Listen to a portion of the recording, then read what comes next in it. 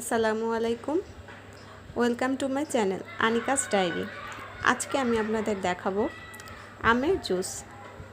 এই আমের জুস বানাতে যা যা উপকরণ লাগছে চলুন দেখে আসি।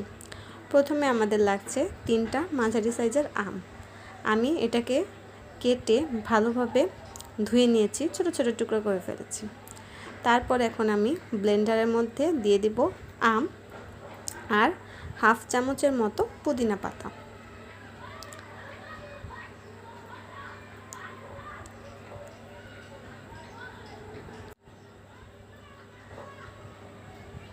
এটা আসলে পুরোটা কাঁচা আম না, হালকা হালকা পেকেও গিয়েছে, টক টক আমটা, তাই আমি ভাবলাম যে জুস বানাই। এরপর দিব হাফ চামচ বিট লবণ, হাফ চামচ লবণ,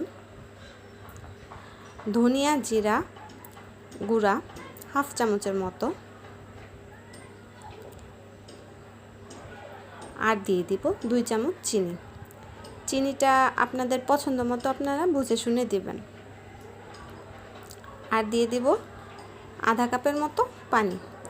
এগুলো একসাথে ভালোভাবে ব্লেন্ড করে নেব।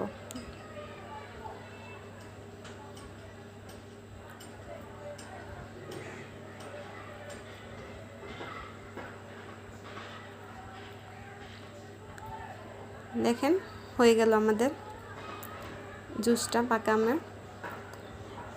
এখন সার্ভ করার জন্য যে গ্লাস আছে সেই গ্লাসে ঢেলে নিব, আর এর মধ্যে কিছুটা বরফ দিয়ে দিব। ঠান্ডা ঠান্ডা খেতে আরও বেশি ভালো লাগবে। এর মধ্যে দিয়ে দিব পুদিনা ডেকোরেশনের জন্য।